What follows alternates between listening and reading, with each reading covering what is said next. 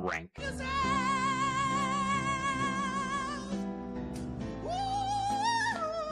Spitting? Spitting? Oh, spitting at them. Is that the sign? Spit! What is going on? Welcome into Adjust the Ranks. I am Jeremy Schulman at FF_Rebel on Twitter. And of course, we had to do the always sunny in Philadelphia for our guy, almost nearby in Philadelphia, Ryan at RyanPros_FF. Thanks for joining us, Ryan. For you, we have a half PPR, pretty standard stuff, half PPR redraft, mock draft. I think we're doing 2 flexes, so 2 running back, 2 wide receiver, 2 flexes. It's pretty standard, but we'll show that off in a second. First, let's show off our guest, Ryan. What's up, man? How you doing?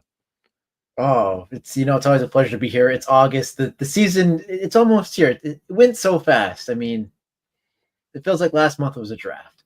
So I'm excited.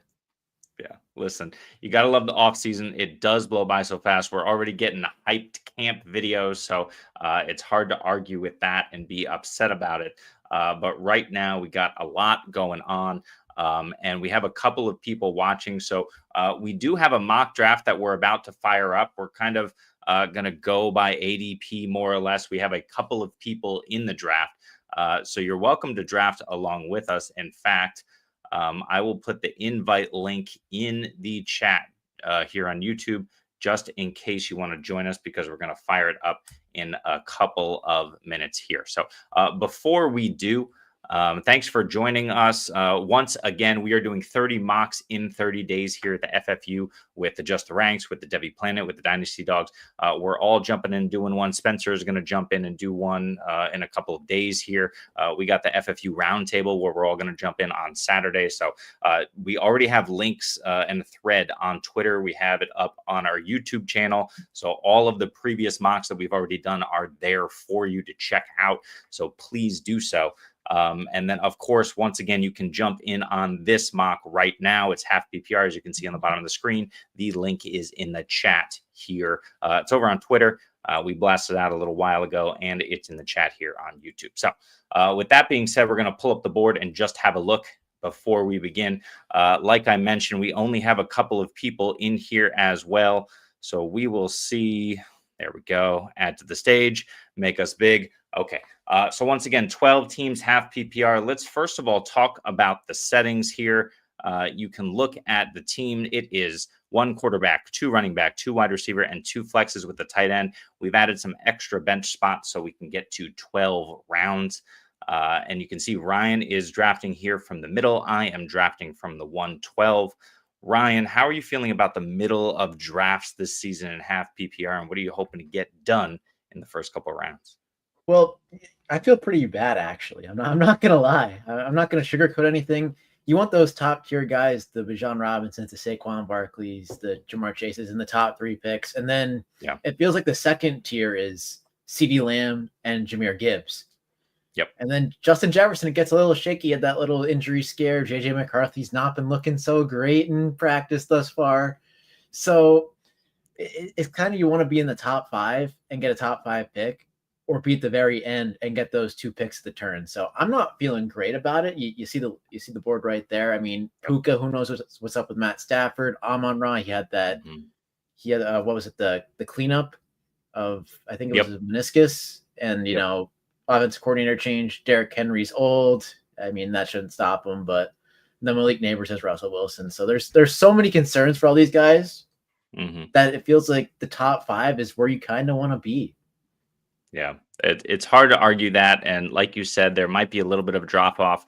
Lamb in that top 5, Justin Jefferson just outside of it. But I think he is the clear number 6. But it can go kind of, look, if you threw Henry at the 106, if you chose Neighbors, Genty is going to vault up some people's boards, getting hyped today in camp, or even Christian McCaffrey. I'm not mad at that, especially in half PPR, but it's going to be up to whoever chooses. I agree with you. It's Chase, it's Barkley, it's Gibbs, and then it's Lamb and Bijan, of course, in the top 5, however you want to slice it. So we're going to fire this thing up right here. We're going to stop a little bit and chat about what we are doing at the turn. We'll see how it goes. But let's just figure it out and let's start it up. So we see how it's going according to ADP.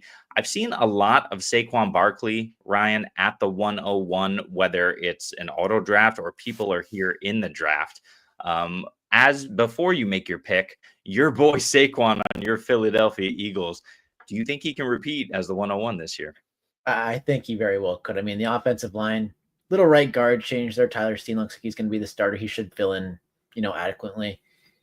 It's just give him some touchdowns, man. I forget how many times he was stopped on the one. I think it was in the double digits, if I'm remembering correctly, that he was stopped on the one. So he could have got a lot more touchdowns. And of course, the tush push. But, I've been drafting Saquon a lot in underdog recently. He's fallen to the 104, and I think that's just an absolute smash value. So I think he could repeat his 101. I mean, the carries are a little bit of a concern, but man, when you have upside like that, you just got to take it and run with it. Hard to argue with that one. You see Chase second, Bijan third, Jefferson, and then Gibbs. That leaves you CeeDee Lamb. Are you happy to smash him here at the 106? Oh, very easily. I mean, the running back situation isn't, panned out quite yet. Javonte Williams has to lead in the clubhouse. We'll see how that goes, but they're going to throw the ball a ton, and we've talked about it on the last show. They're going to throw the ball. I don't even know. Dak's going to break some records. It feels like he was on pace that one year. He was getting close, and then he got hurt. Yeah, 100%. It's really hard to argue with that one. CeeDee Lamb for me, for sure, is in that top five. Like we talked about, Puka, Amon-Ra, then Henry, and Achane. Achane at the 110 might be a surprise to some. It's not a surprise to me, and I'm not upset with him going over Christian McCaffrey. I feel like right there you have your top three backs in Barkley, Bijan, and Gibbs. Derrick Henry is probably a clear 4 because he's got a safe floor and that elite ceiling if he's scoring multiple touchdowns. And then Devon Achane or Christian McCaffrey, pick your flavor. I'm going to take McCaffrey, and because I never do it, Ryan, and because it's half PPR, we're going double running back here with Ashton Genty at the turn. I'm more of a Brock Bowers or Malik Neighbors guy, Drake London sneaking up there, as you can see, so not mad at any of those. But I have locked in 2 top running backs, and if they stay healthy, I'm going to be very happy with this build. What are you looking at here, Ryan, with your second pick? I mean, I'm looking at the top of the board. You see A.J. Brown. A.J. Brown is going to put it all together. I mean, he's incredible. He means so much to the Eagles. You see when he's out, they lose basically every game, it feels like. Those debacles in Tampa Bay the last 2 years, A.J. Brown was out for both of those. So he clearly makes a big impact on the offense. Of course, Saquon Barkley is there, and Devontae Smith. So you know where the ball's going. But sure, Bucky Irvin, he's getting some hype too. They said an undeniable RB1. I mean, if he gets the lion's share in this offense, the ceiling is pretty crazy.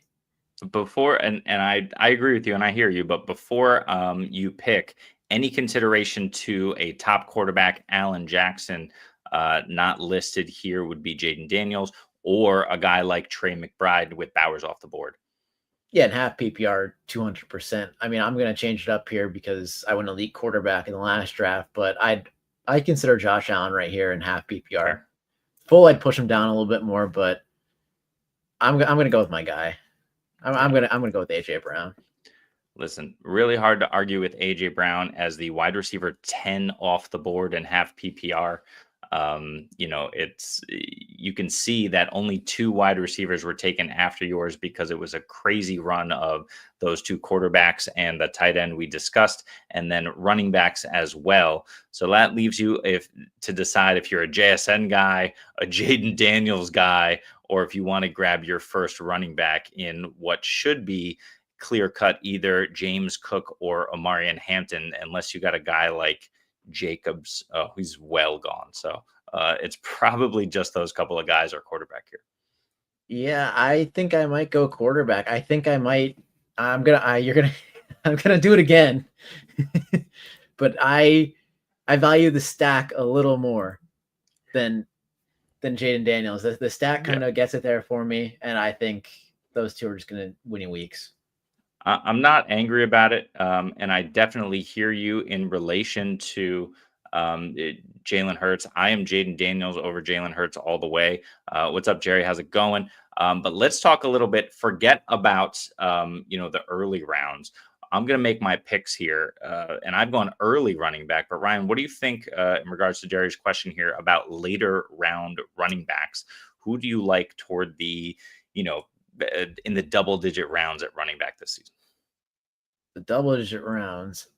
I mean, I like Jordan Mason. I think he's going to be the goal line back in Minnesota. He might get more work. Aaron Jones is getting older. So I really like Jordan Mason in that 9, 10, 11 round range. Yep. And then, you can pick who you want in the Cowboys backfield. We said it last time. I'm going to pick Javonte down there. I think he's going to be the one that comes back from that injury that, it takes a little while to get back from, and he's going to be the starter. So those are two that I like. And then Ray Davis is kind of, if you think James Cook's going to hold out.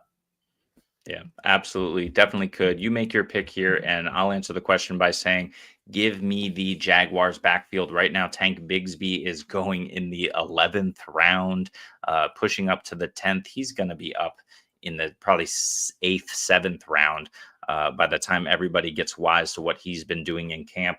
But that will push Travis Etienne lower. I do not mind taking the lower back of this duo in Jacksonville.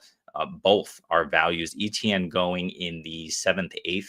I think Etienne is I looked at this on Fantasy Pros yesterday because I wrote them up in an article, actually. Etienne is the RB34 by current ADP, Bigsby RB41. So both of those guys, incredible values. Either can take over with contingent upside, but of course, I think they're both going to be valuable. For me, this is Bucky light when you talk about Tank Bigsby, and Rachaad White heavy when you talk about Travis Etienne. So I really like those two guys. That's very fair. I mean, I think we're in on the same late round running backs here, but I'm getting sniped by the computer in a half PPR mock draft. What are we doing? I was going for the double stack, and the computer said, no, not today. Not today. So I'm going to go RJ Harvey. RJ Harvey. Yeah. Talk about Chuba and Harvey. I see you took Chuba over James Conner, Joe Mixon. Talk about that, and then give us your take on RJ. I was deciding between Chuba and James Conner. I think both offenses are going to be good. Half PPR, you might give the lean to Conner there, but I just think Carolina's going to be much improved. I'm in on this offense. I'm in on Bryce Young. I'm in on Ted. I'm in on Jatavian Sanders.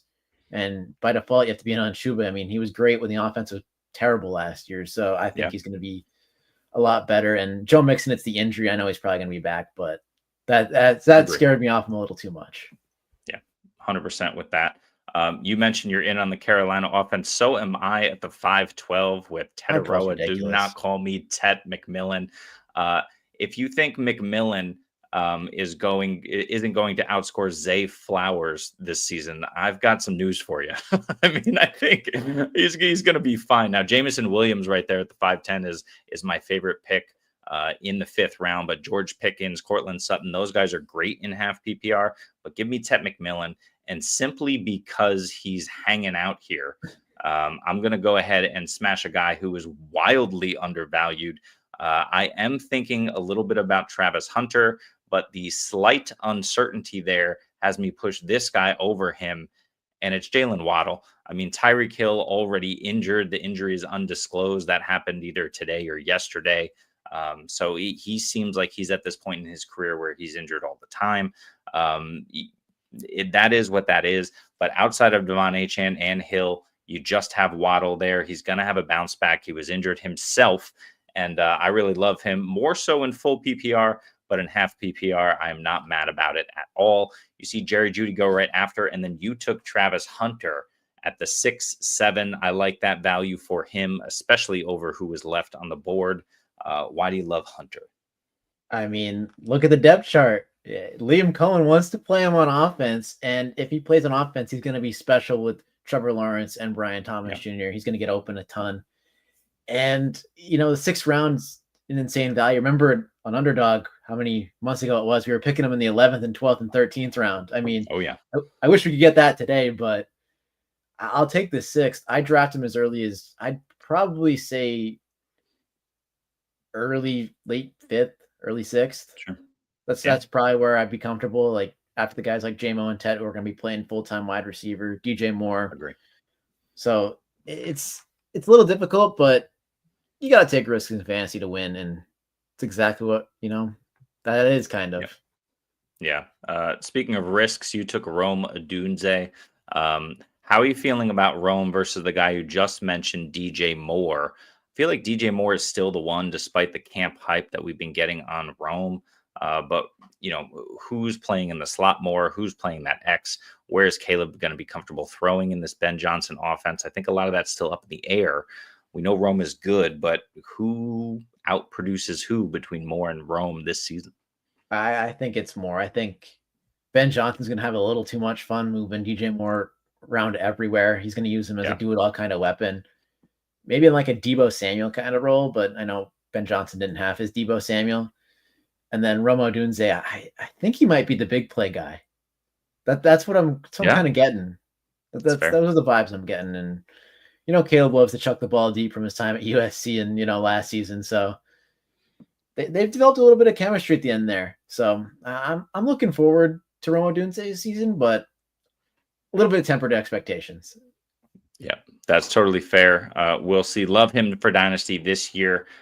Going in the mid-7th, I think is fair value, but I'm steering away more or less. You see Travis go right before him, Calvin Ridley and Mark Andrews after him. I prefer those guys, and Caleb Johnson. But I'm going to do it here, Ryan. I'm not sure if I did it on our last stream, but I am getting a stack of my own here to fill out my starting roster. Bo Nix for me isn't necessarily a smash pick in redraft, especially with Justin Fields still on the board, which is kind of ridiculous given this ADP. At the same time, I'm happy to stack up Bo Nix with, I'm going to say it, his number one target for the season in Denver and Evan Ingram. How do you feel about Evan Ingram and Bo Nix in Denver this season? I think either him or RJ Harvey is going to be in that Joker role that everybody talks about and can't get enough of. And no matter which one of them is, Harvey in the 5th round, Evan Ingram in the 7th round, if one of them plays the Joker role, they're going to be league winners almost. It feels like they're going to start to tread into that territory because they're just going to get the ball in their hands so much. And Bo Nix threw, I think it was 25% of his passes behind the line of scrimmage. I mean, RJ Harvey and Evan Ingram on some screens. I think Denver's offense is going to be fantastic, and I think their defense is going to be even better. So that's the only concern I have, is they're going to be up in a lot of games. But besides that, Bo Nix is going to be a QB1, and Evan Ingram's probably going to be the tight end one pretty easily.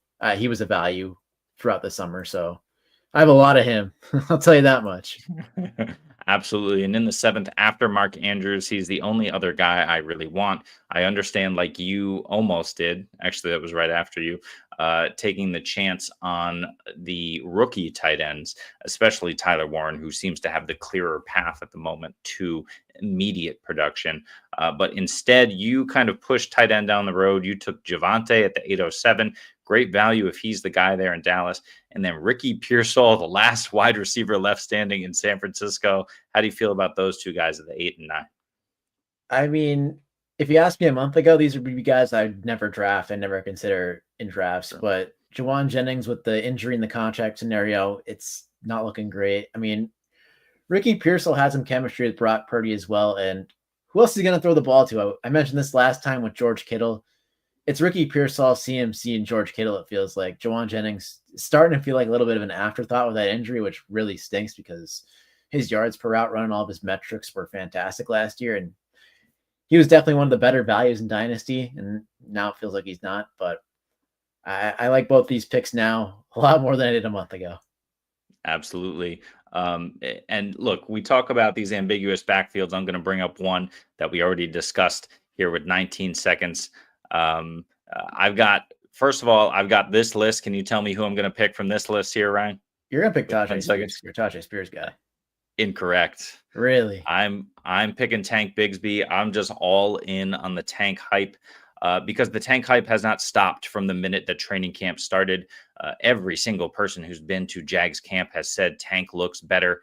He looks like the best back on the roster, and he's getting all of the early down work. Now, he's not going to catch the football a ton. Travis Etienne is that guy. But once again, we have Liam Cohen transplanting, and it seems too easy to just make those comparisons to the Tampa backfield last year. but I think it's that easy to make the comparisons. We have Tank Bigsby in the Bucky Irving role. Is it going to be the RB6 or 5 or whatever Bucky finished as last season? No, probably not. Could he be a back end RB1, high end RB2? I think so. And if you're getting that in the 9th round, sign me up all day, every day. Ryan, I'm going to quiz you again. Who's my guy on this list?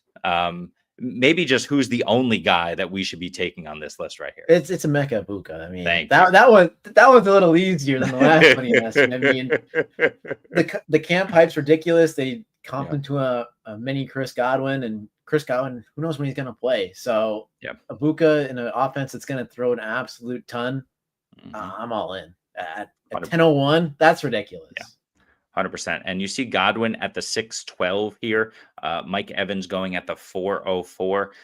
Evans is 31 years old. We saw the decline last season. The only reason that Mike Evans got to 1,000 yards last year is because Chris Godwin went down.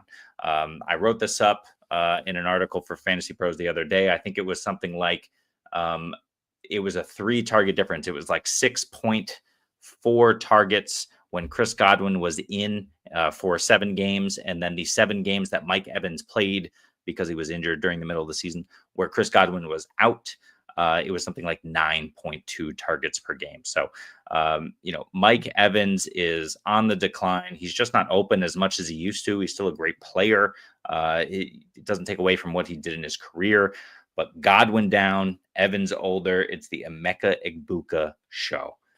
Tucker Kraft for you, and then your guy, Ray Davis. You spoke a little bit on Davis at the 11:06. If there's a James Cook injury or he just gets less, why not sign me up, especially if you're comparing him to Rachaad White at the same value. But Tucker Kraft is an interesting one. We see the names around him. Talk to us a little bit about Tucker Kraft and the upside that you see there. I mean, he just feels like the forgotten tight end one. He was productive all last season when Jordan Love played. He gets the tush pushes if they want to start implementing that, which, they're kind of hurt about that because they're the one that brought up the proposal, even though they ran it, I think, the 3rd or 4th most. Yeah, I'm not going to get into a rant here, I promise. But he's been getting all the camp hype. The ball just seems to keep going in his hands, and he's the clear option there. The wide receiver room is very messy. Jaden Reed is will he play in 2 wide receiver sets? Won't he? Matthew Golden's been impressing in camp, so he'll probably be on the field. The wide receiver room is a mess. Just give me the consistent option, Tucker Kraft. He'll probably be a low tight end 1, high tight end 2, but in the 10th round, you're pushing it down too far. So, agree with that. I'm going to go ahead and take Jaden Blue. It's really just a numbers game at this point. You took your bet on Javonte in what round was that? I don't know why I can't even find it. Oh, I'm looking at the wrong color. At the 8:07, but you're telling me that 3 rounds later, I can get the guy that's possibly the guy that's more explosive, certainly than Javonte. Should Javonte get the role? Yes, but he's never lived up to that hype. Even when Sean Payton was in town, was he injured and coming back? Sure. But we'll see. I'm happy to make the bet on Jaden Blue if his ADP stays where it is. I don't expect that necessarily to be the case. If we're taking Jaden Blue after Rachaad White at the end of August, I would be shocked. But that said, I'm going to go ahead and take another bet and probably finish out my running backs. I've previously been taking Dylan Sampson because of the Quinshon Judkins news, but that Cleveland offensive line isn't necessarily what it used to be, and this offense could struggle. So instead, I'm going to pivot, and I'm going to go the new hotness and Trey Benson. James Conner has come out and said that Trey Benson is going to basically split the touches with himself. We've heard Trey Benson hype. Trey Benson called himself an RB1 and said we have 2 RB1s on the roster. If old man James Conner goes down, that's not what he does, but it could happen. Trey Benson is set up. So Jaden Blue, Trey Benson for me. I will go light wide receiver, and I'm happy with those 2 backs. Yeah, they're fantastic picks for value. I mean, the computer Team 10 ruined my strategy. I was going to go Kyle Pitts here around 12 just because, I have to. But I might go a little deeper. I see Nick Chubb here. He had his best day of camp recently. He could definitely be an option. there's also a handcuff that I think I want more than Nick Chubb. It's a little deep on Oh, the yeah. board. I Nice. had to scroll a little bit, but Kyle Monangai, I talked about him a little bit last time, and he's running with the twos now. That report came out, and Yeah. you want these guys in a high value offense. Ben Johnson picked Kyle Monangai. He didn't pick DeAndre Swift, so if he's impressed with what he's doing in camp, that could eventually flip a little bit. And you want the Chicago offense. It's just a foregone conclusion this season, but a little bit of a deep sleeper. If he doesn't pan out or he doesn't get touches right away, just cut him and pick up the hot waiver wire edition that there always seems to be. Well, listen, I totally agree with you. And these are the two bets that we're trying to make, right? I was just comparing the Jaguars backfield to the Tampa backfield because we now have the former OC who's a head coach and who's moved his offense somewhere else. We have that same situation here. Ben Johnson had Jahmyr Gibbs and David Montgomery. And now he's got what looks like DeAndre Swift and Kyle Monangai, like you said, running with the twos. Roshan Johnson is losing steam. I haven't heard anything good about Roshan. It's either been neutral, maybe a few reports that he's just moving down the depth chart. Kyle Monangai is getting the hype. DeAndre Swift looks like the clear one. And this is a very similar situation to, again, Jahmyr Gibbs and David Montgomery. So will it be exactly that? Maybe not. But if you look at the ADPs of both of these guys, right, this is like Jacksonville, ETN, 802, Tank Bigsby, 912. Both of those ADPs, fantastic. Look again at Chicago. DeAndre Swift, 610. Kyle Monangai, 12-7. Those ADPs are fantastic if these guys can return similar-ish value to the high-end guys that we're talking about. If DeAndre Swift is Jahmyr Gibbs light and can give you I think he was RB10 in one season, if I'm not mistaken, in PPR, right? Maybe that was on the Eagles. So if DeAndre Swift can do that kind of again, he can at least be a mid to high end RB2 and in the 6th round, great. Monangai, if he's going to be the guy who runs it in at the goal line, more power to him. And in the 12th round, I love it. Yeah, I mean, you just got to make bets this late. I mean, the quarterbacks as well. I think Justin Fields fell a little bit too far in this mock draft. Ridiculous. 11. I mean, CJ Stroud, Drake May. I'm cool with taking chances on all these quarterbacks if I didn't take Jalen Hurts in the 3rd round. So I feel like the motto this season is becoming wait on quarterback, and then it's tight end in the first 3 rounds. If you don't get one of the top 3 guys, wait it out. Yep. And then just go running back, wide receiver all the way down the board. 100%. Yep. And in fact, you did just that.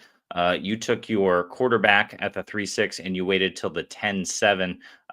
Bet that Kyle Pitts would come back to you in the 12th, did not. But Kyle picks an insane value as well. But I love it there. I did the opposite. I went George Kittle first. I probably could have pushed Bo Nix and that gotten Justin Fields, but Justin Fields is not going to be here in your redraft league, right? If you want Justin Fields, you're probably going to have to reach for him. I would say he might go after Bo Nix, but he's probably going to go before Bo Nix. So I would say Justin Fields in the 7th feels about right. I'm not sure where his ADP stands in regular redraft leagues. In fact, I'll have to look that up. But as you can see, he's buried in the sleeper rankings. So go ahead and pick him in the 7th, 8th round on sleeper right now. He's going to be an incredible value, like you said. Ryan, take us through your team and how you feel about it and grade yourself for this mock.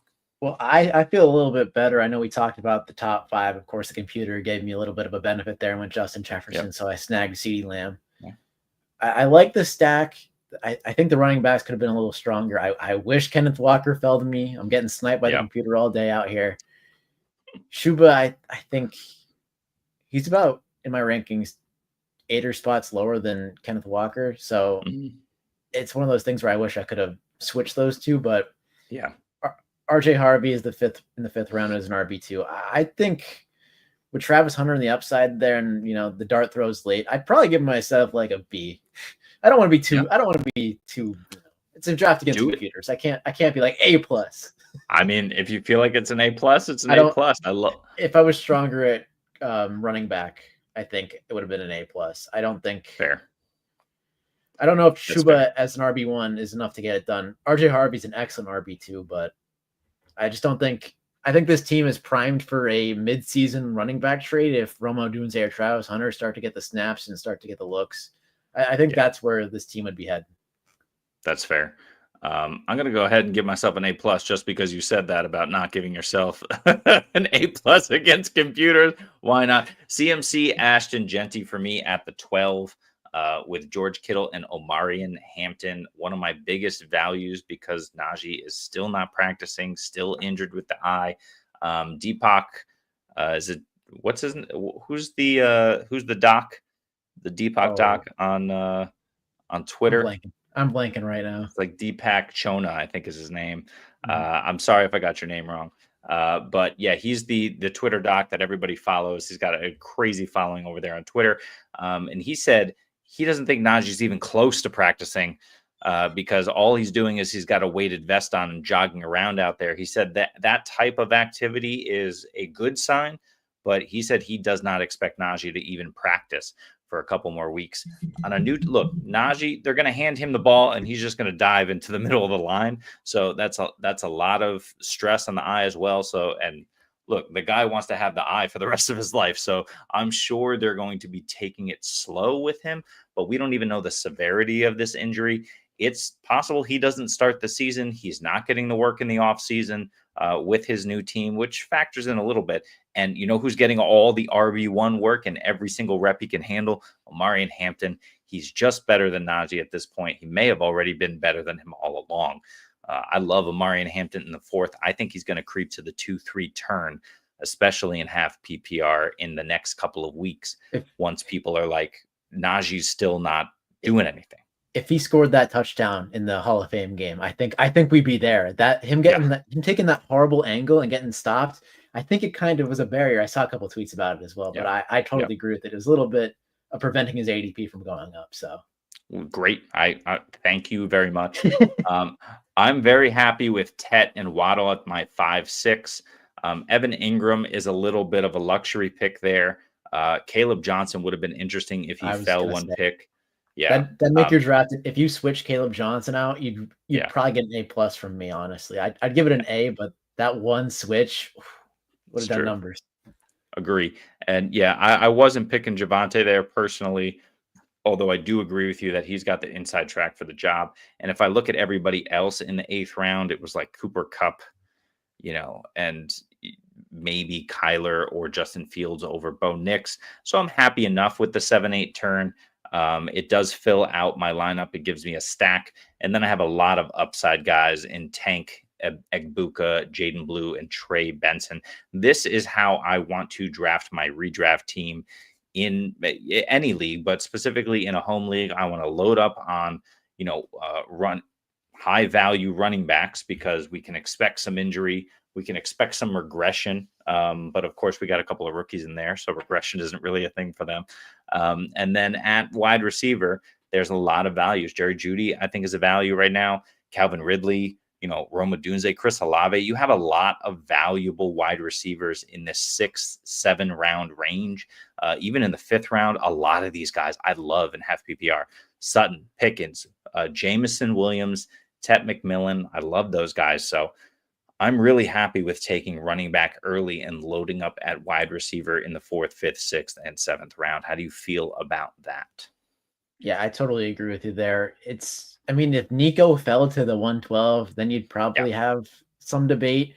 But then you could have switched out that Waddler Tet pick with TreVeyon Henderson and still got the same kind of value. So yeah, I think there's value across the board to be had, especially in these redraft home leagues. Some ADPs are very low. Yeah. And it's crazy. I don't know which one you're talking about because I didn't get to look at them yet, but it just happens every year, Well, why don't we talk about that? Why don't you tell me, and I'll go first because I'm looking at one right here. But why don't you have a look at the board and give me an ADP or two that you think is far too low? I'm going to start first with Matthew Golden at the 905. Matthew Golden getting hyped up today or yesterday by Jordan Love saying this guy's going to be an absolute stud. We know rookie wide receivers tend not to come through in the first half of the year historically, but the second half of the year is where they absolutely explode because everything comes together. But Matthew Golden, look, Jaden Reed, is he going to be on the field full time? It's kind of looking like it now, but that's never happened before. We got Savion Williams new. We got everybody's favorite guy, Christian Watson, will be coming back at some point.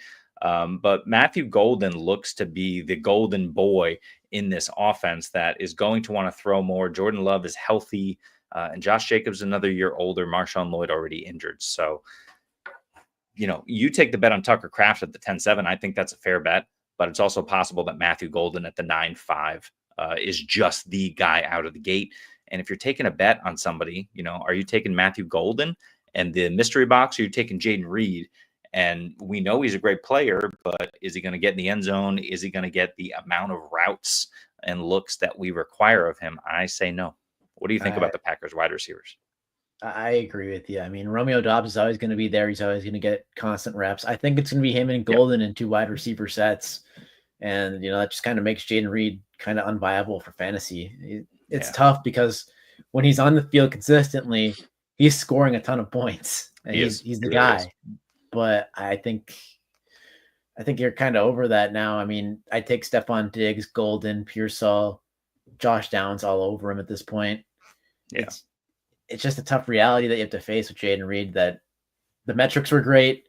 He plays great in the slot, but he just doesn't get those outside reps. And I think Josh Downs is going to be another, case of that in a little bit here, with Anthony Richardson likely being the starter. Yep. But who doesn't have that? Emeka Egbuka. So that's what I was going to say. 10-1 is too low for Emeka Egbuka. Yeah, agree. I wrote about him. All the camp hype is going his direction. Baker Mayfield brought him up unprovoked. The reporter didn't even ask a question about Egbuka. Baker brought him up. They went out to dinner together, I believe, right after the draft. Yeah. The arrow was pointing up. It was just such an easy pick at 10-1. I should have done it at 9-6, but I wasn't looking. I saw Ricky Pearsall, and I saw a bunch of targets heading his way. So I think he's too low. I think the rookies are too low as a collective. Caleb Johnson in the 7th. He could win the RB1 job from Jalen Warren. The pass pro is it's not great, but he looks great when he's getting the ball in reps. TreVeyon Henderson had an excellent red zone. Portion of practice the other day. He scored 6 times. Josh McDaniels' offense with the pass catching RB that they drafted specifically to fill the role. Yes, please. Yeah, I think all the rookies are too low. That's what I'm getting at. Except Genty. Genty's going right where he should be. Oh yeah. Yeah, I agree with that. Although, no, he did go before Josh Jacobs. I have to scroll up here. Yeah, I agree. He's going right where he should be. I want him over Jacobs, over Irving, over Taylor, over Kyron. So, Chase Brown, I think, is a little bit too low. I think Chase Brown is a conversation in the early to mid second. And if you told me that you had Chase Brown ranked over Ashton Genty, it might be a little hot takey, but I wouldn't be shocked, because I think Chase Brown has that opportunity in that offense to just absolutely explode. With Zach Moss gone, really the only threat to Chase Brown right now, I'm not even worried about Taj Brooks. I'm concerned about Samaje Perine. He's just the old wily vet who could go in and steal 40 receptions, right? And so if he's taking that from Chase, that knocks him down a bit to kind of where he's being drafted. I think the 3-3 is probably his floor. But yeah, if you wanted to tell me that you think Chase Brown outscores Genty, sure, it's hot takey. I'll take Genty still, but I'm not mad at it. Yeah, that range kind of feels like the forgotten RBs that everyone kind of just discarded when they were coming into their careers. I mean, Kyron was the same way. He just got that massive contract, so he'll be good for this year and next year. He's an excellent pick. He's just going to get all the volume. I am concerned about that Stafford injury a little bit. He's probably going to be back, but all the Jimmy G hype is making me a little worried. I don't know about you.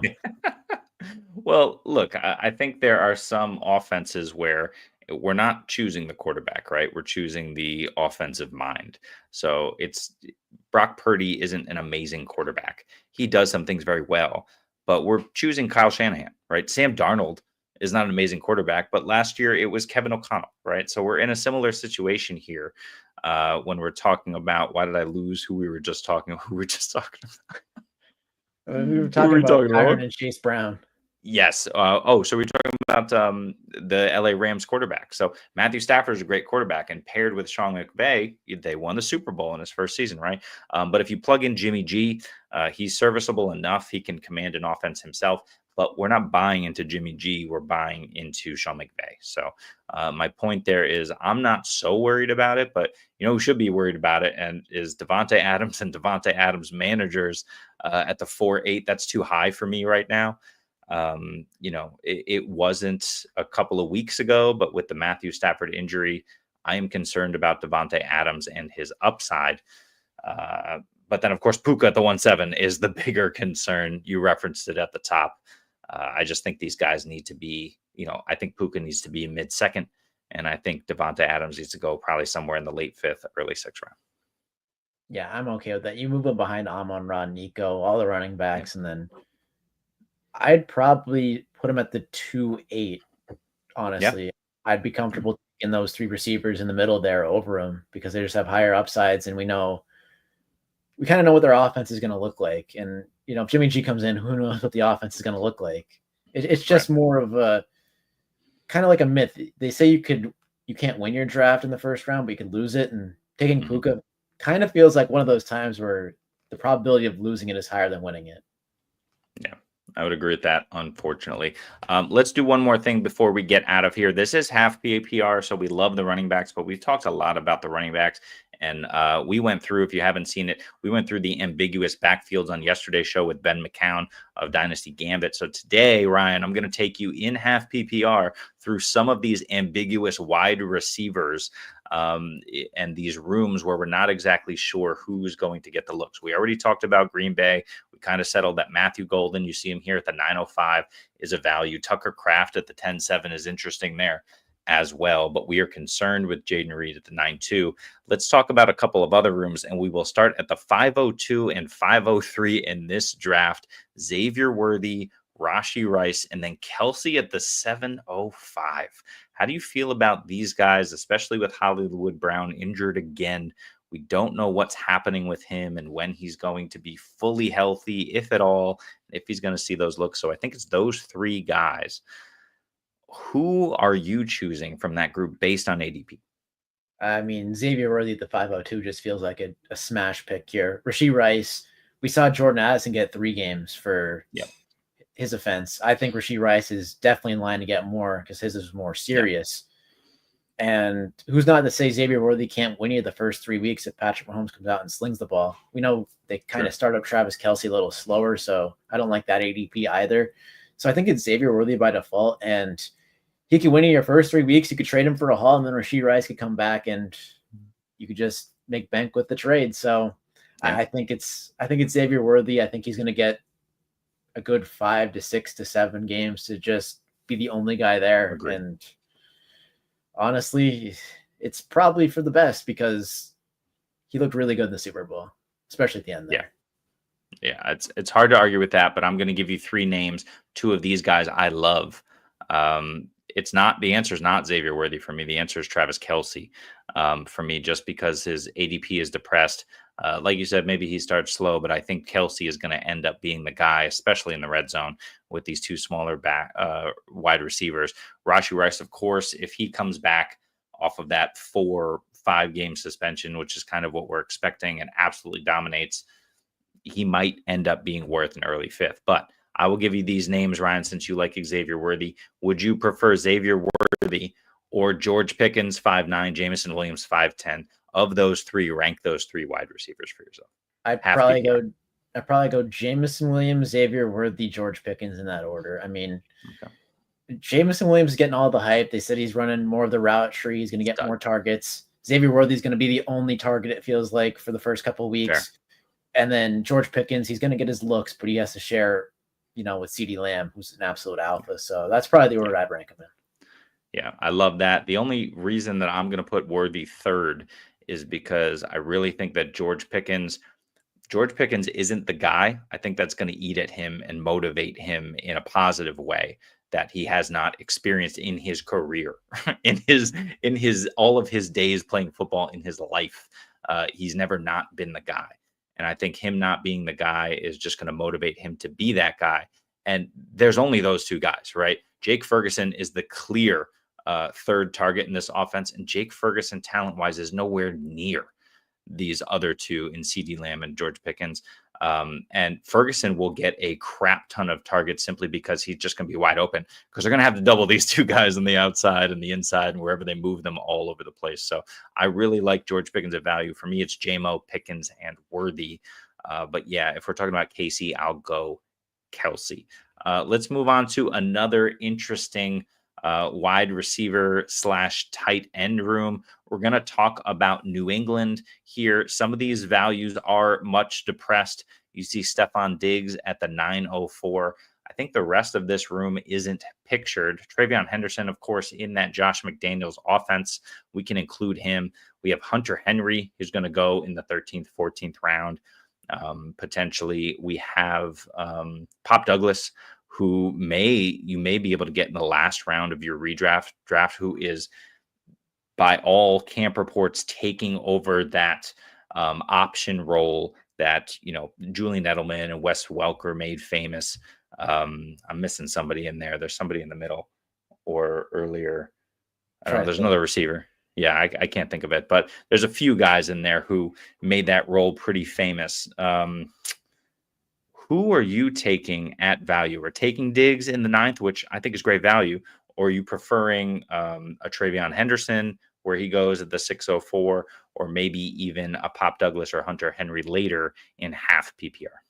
I mean, I'm completely in on this offense. It might burn me come, actual football time, but TreVeyon Henderson at the 6'4", he has the potential to finish as an RB1. You have to just take the pick and don't look back from that one. Stephon Diggs, I think, has wide receiver 2 potential in the 9th round.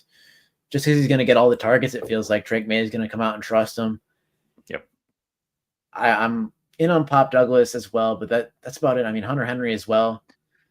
So, like I said, I'm in on all of this offense, actually. Coming to the slow realization that this might not be good for my fantasy season, but if Drake May comes out and produces like we expect him to, TreVeyon Henderson's going to eat, Stephon Diggs is going to eat, and then probably one of Pop Douglas or Hunter Henry is going to exceed expectations as well. Based on their ADP, again, Henderson 604, Diggs 904, and post 12 round, wherever they go, Hunter Henry and Pop Douglas. We'll even throw in Kyle Williams in here, although I don't think year one he's going to go nuclear. Could happen. How do you rank those guys in terms of who you prefer to get on your team? I mean, at this ADP, it's basically in order. It's TreVeyon Henderson, Stephon Diggs, and then Pop Douglas, and Hunter Henry.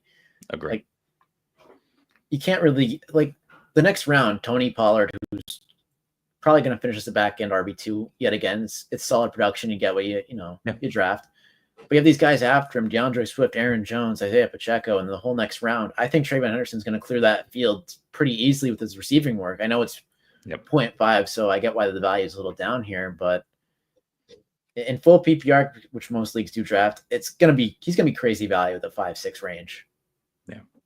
Yeah, it's really hard to argue that. And with TreVeyon Henderson, I'm sure that we are all well aware, but just in case you're not, he is an excellent pass blocker. There is nothing that's going to keep this man off the field.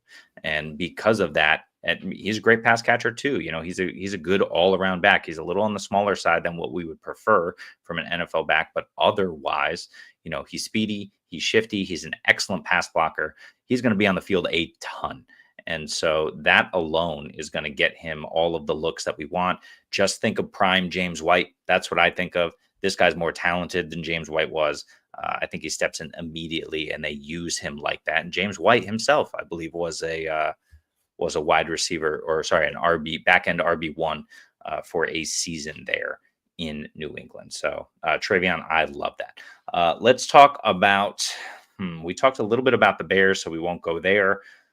Let's talk a little bit about Atlanta. You can pontificate on Kyle Pitts. Of course, we have Drake London. You see him at the 2-3. That's a little rich, honestly, for me. I love Drake London, but as the wide receiver, 7 off the board? I think he finishes wide receiver 5, 6, 7, but I don't want to draft him there. I didn't have to draft him there a few months ago. So drafting him there now feels wrong over Malik Neighbors, over AJ Brown. I feel like Drake London kind of belongs at the back end of the second.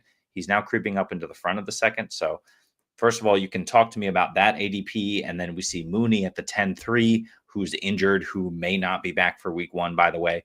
Kyle Pitts at the 12-3, who should climb up boards and won't because people are scared of him.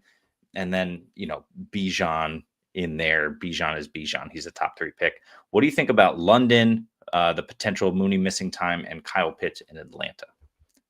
I mean, if Mooney ends up missing time, Drake London's ADP feels justified because that 3-game stretch he went absolutely crazy.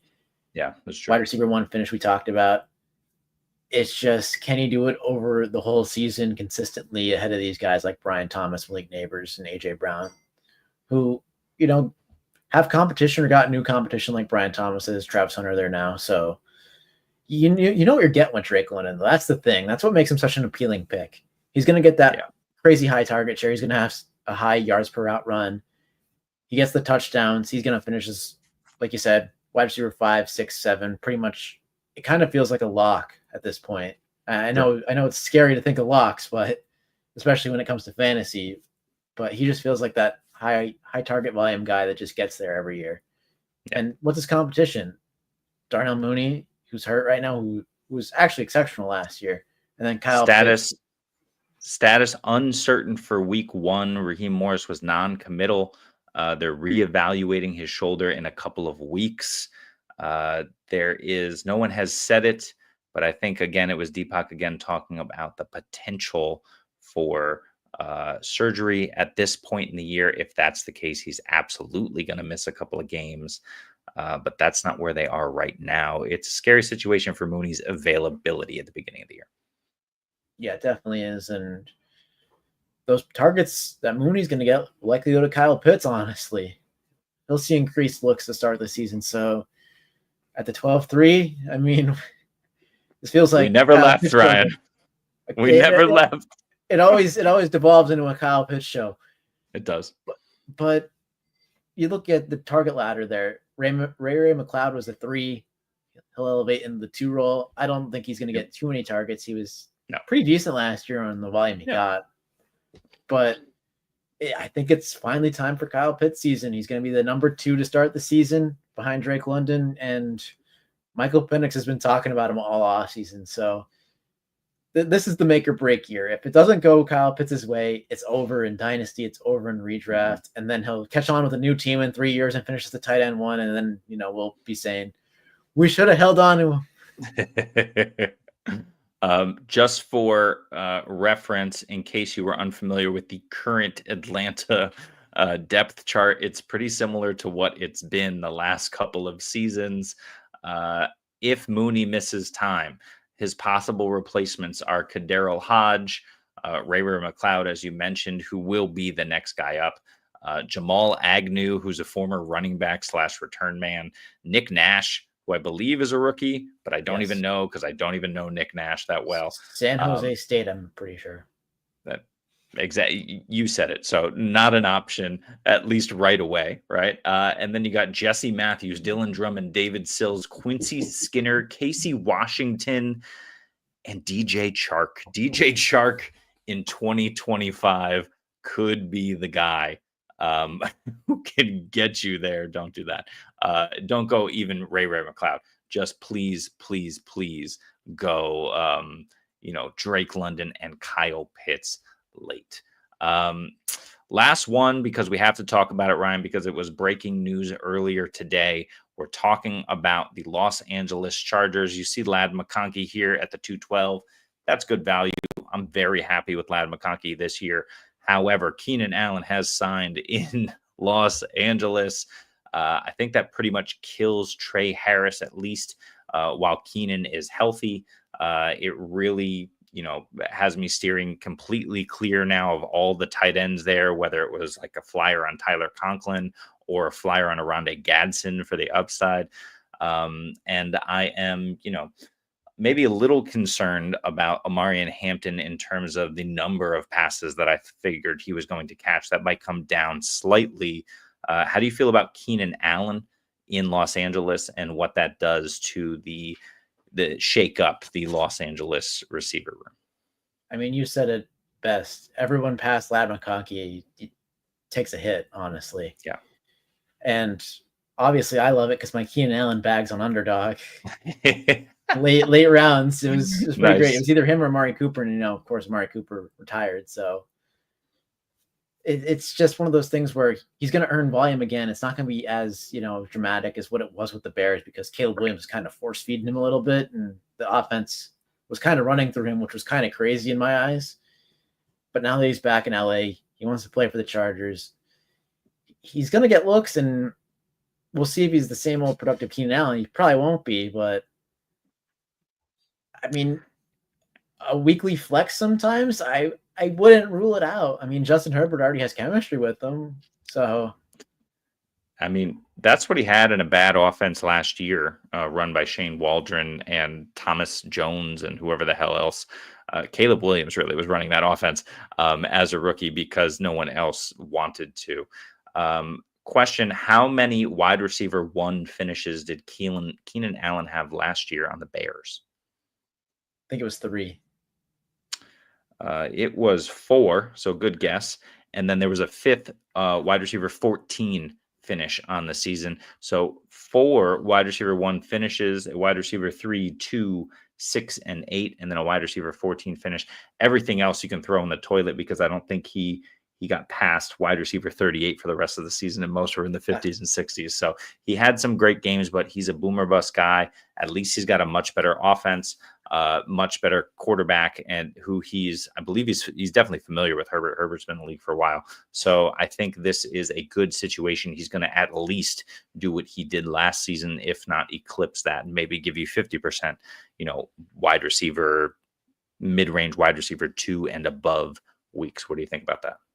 Yeah, I totally agree. I remember that Thanksgiving Day game where he was just getting absolutely peppered by Caleb Williams. Mm-hmm. I think he had it was like 15 targets that game against the Lions. But I agree. I think he could finish as, a wide receiver one week where he scores twice. It wouldn't surprise me at all with Justin Herbert and the chemistry that they have. Yeah. I agree. It's probably going to be a couple wide receiver 2 weeks at the most with Vlad McConkey dominating the volume. Yep. But still, I mean, he's going to contribute to this offense. 1-year deal. They can throw the ball as much as they want to him. I just think there's not a way this pick goes wrong because with the range you're looking at, you just cut him and pick someone else up because he doesn't have the upside as some of these other guys do late where they could just blossom into guys that'll help you win your league. Keenan Allen won't do that, but he'll give you some weeks. Agree, but if you're going to replace Trey Harris with Keenan Allen, do it. I would push him up probably to the 9th round. Where are you comfortable drafting Keenan Allen? I'd probably say early 10 after Ibuka. That's probably where I'd put him. That's fair. Absolutely. We'll get you out on this. Looking at the later rounds, let's pick one guy who we are very happy to draft at ADP, who neither of us drafted, and one guy who we're absolutely out on. Again, I'll give you a minute there, and I will go first. I am 100% not drafting the guy that you referenced earlier, Tajay Spears. I think he's got an absolute chance. I love Cam Ward. I love the idea that, Brian Callahan's second year in the offense, they got a chance. But you referenced Tony Pollard earlier. I think these guys just nuke each other completely. I don't know that Cam Ward is going to check down as much as he's going to try and push the ball downfield. And they just haven't utilized Tajay Spears the way that I believe they should in the past. So Tajay Spears is probably off my board. I'm not going to have any of him, especially if I end up getting Tank Bigsby or Jaden Blue where they're going, or Trey Benson. We'll see how ADP shakes up. Who's a guy that you're completely out on given this ADP, the later rounds? I was between Dalton Kincaid and Michael Pittman. I'm going to go with Michael Pittman because I think there's a chance Dalton Kincaid flashes a little bit and tight end. If you have a couple of spike weeks, you're going to have a good finish. For sure. I mean, Anthony Richardson's probably going to be the starter. Michael Pittman has an injury. Josh Downs is getting all the hype, it feels like. There was A.D. Mitchell hype today on the timeline as well. Alec Pierce was productive on the deep ball last year. Always. I just don't think Michael Pittman is a fit for this offense with Anthony Richardson. Now, if Daniel Jones starts, I'll eat my words, but it's really looking like Anthony Richardson's going to start, and that's typically not a good thing for wide receivers, except, guys like Alec Pierce and A.D. Mitchell, whose ADOT is just over 15. So, yeah, I'm out on Michael Pittman. I haven't been drafting this offseason. That's fair. I had been drafting him a ton because he was healthy, because I was thinking Daniel Jones. Now it does seem like Anthony Richardson, which is great for Anthony Richardson. Please draft Anthony Richardson. He's not even drafted here on this board in 12 rounds. You need to draft Anthony Richardson and redraft just in case. But I agree with you. Michael Pittman already injured. He was back yesterday practicing, but he's got a groin issue. That's going to be something that takes time to recover from. It could be recurring, and we saw what happened with him with injury last year and the quarterback issues. I agree with you. I'm out on Pittman. As for a guy who I'm totally in on at this ADP, I feel like Justin Fields is too easy. You have to draft Justin Fields, probably where Bo Nix goes, if not sooner. I saw draft Justin Fields before this dislocated toe being drafted in the 4th, 5th round of early redraft mocks. Go ahead. I mean, Justin Fields, every time he's just been on the field, this is the same thing as Anthony Richardson, except we know that Justin Fields, if he's healthy, is the guy, right? He's not going to be subbed in for Tyrod Taylor because the Jets are not going to make the playoffs. It's just not going to happen. Sorry, Jets fans. So Justin Fields should be the sacrificial lamb out there all season long. And if he performs well, reality-wise, that's great for your long-term like dynasty value, but we're playing redraft here. So Justin Fields, who can absolutely just dominate all season long with really no fear of Tyrod coming in outside of injury, I think he needs to be going in that 5, 6 round. If you want to take Mahomes over him, fine. I'm not seeing it. I'm not taking Baker over him. I love Justin Fields. But then I'll give you another guy just because, I said I wasn't going to talk too much about Justin Fields. I am. Well, let's start there. Why don't you talk about Justin Fields? Where are you comfortable drafting him? I would say I prefer Baker over him. I just think they're going to throw the ball a ton. There. Mahomes, you could talk me into, but that's it. I'm taking him over Bo Nix. I'm taking him over the whole 8th round there. The upside's just endless. I mean, the practices have been very bad. I can't sugarcoat that. A lot of 2 for 12s, sure, 2 for 10s. But this is Anthony Richardson, right? Yeah, but when he starts, look at QB1. That was it's ridiculous. QB7. Yeah, what he does when he starts, and then he got benched after QB7. I love that. But this is what Richardson does, right? This is the thing. We're like, oh, he sucks as a passer, but Justin Fields doesn't actually suck as a passer, right? He completes more than 50% of his passes. Now, it's sometimes not pretty, but he gives you the stable floor relatively as like a higher mid to high end QB2. And then he has the spike weeks where he goes off and scores 2 touchdowns in the crowd. So I'm happy with that as a guy who's available in the 11th round. This is an Anthony Richardson situation. But if he's comfortable, if he's not looking over his shoulder at a guy like Russell Wilson, I'm very happy with him in a more stable offense with, frankly, better pieces. That was a bad offensive line last year. Fatanu got hurt very early on. Broderick Jones was still playing out of position. And now you get this Jets offense that's building the line. You have Olu Fashanu from last year. You have Armand Membu from this year. You have a strong interior. The run game. Yeah, you wish the wide receivers would be better outside of Garrett Wilson, of course, but sure. I mean, that's just going to force him to run around. And when he runs around, he scores fantasy points. So he does. I'm in at ADP. He's probably my late round guy this year, where if he's there, grab him and he probably finishes as a high end QB1. The Jaden Daniels of years past. There's been other guys that have done it there. I'm blanking right now. I mean, Baker was a late round quarterback. Lamar at one point. Yep. So it kind of feels like Justin Fields feels like a safe play this late, because if not, you just pick up someone. I don't know, like I'm trying to think of names that aren't on the board. Anthony Richardson.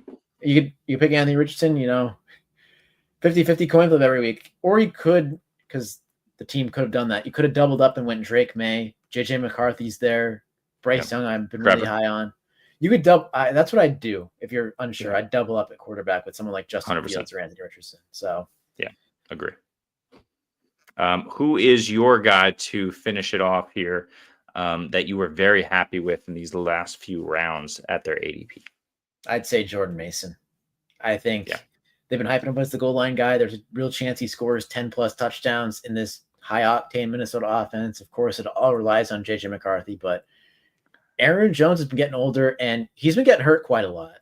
Yeah. So If he gets injured, Jordan Mason comes in and he's probably going to be a weekly RB1. We saw that in San Francisco. But like, he's not going to get the receptions. That's the only thing I worry about, because Aaron Jones is going to get all the pass game work. But still, in the 10th round with a guy with double-digit touchdown upside, you have to take the pick and just move on, honestly. Yeah, and keep in mind, Jordan Addison now suspended for 3 games, so they're going to have to figure out a workaround there. TJ Hawkinson, he is fine, but he has shown that he can be injury prone. Justin Jefferson already dealing with an injury, so if there's any sort of injury, you're talking about contingent upside in the run game, and you want to protect your quarterback by leaning on the run game, your young quarterback, and that's why they brought in Jordan Mason. But here's something, and I'm going to say it for the people in the back who have stayed this long. JJ McCarthy is a good quarterback. Is he a good NFL quarterback? That remains to be seen, but he can deliver the ball accurately. I don't think he's going to be running around back there for his life, which is nice to see. He's going to have a little bit of time, and the defense has to worry about these guys in Jefferson, Addison, Hawkinson, Aaron Jones. I think there's a lot of opportunity here for JJ to spread it around, and for that to open up some holes in the run game with, like you said, a revamped O-line. So I love that. But we'll end it on that. We've been going a little bit over here. This has been Adjust the Ranks. Thank you very much for joining us. Of course, we are available on the Fantasy Football Universe, the double FU, the FU times 2. And we are here every day doing 30 mocks in 30 days. We also have a Discord, which is posted in the YouTube chat. So please join us there whenever you can. You can also get on Fast Draft if you haven't done it yet. It's a new quick draft platform. I think they do 30 and 20-second drafts, Ryan. I know you've done a ton of those.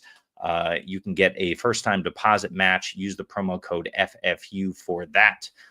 We also have stuff going on in Fantasy Pros. We're going to have that affiliate link for you in a couple of weeks' time. We're doing big things. We got Devy Planet with SC and Spencer. So for all your Devy needs, you can check that out. We've got the Dynasty Dogs, Mike and Rich, who are doing Dynasty content. This guy, Ryan, is on here with me frequently, dropping the knowledge. So, Ryan, why don't you tell everybody where you are and what you're doing currently as we get ready to ramp up for the season? Yeah, for this season, it's coming quick. I'll be writing for Fantrax and the league winners. I'll be writing about my Eagles for the league winners. It was fun to cover a Super Bowl season for once. I know I'm saying that. We only won how many years ago, but that's where I'll be. And of course, I'll be making stops in here and, probably other places, and we'll see where it goes. Awesome. Well, appreciate you joining us, Ryan. Appreciate all of you joining us. Thank you very much. Once again, this has been Adjust the Ranks. I am Jeremy. This is Ryan, and we will see you next time. Just don't let me catch you with an animal in here, that's all. All right. Take care now. Bye-bye then.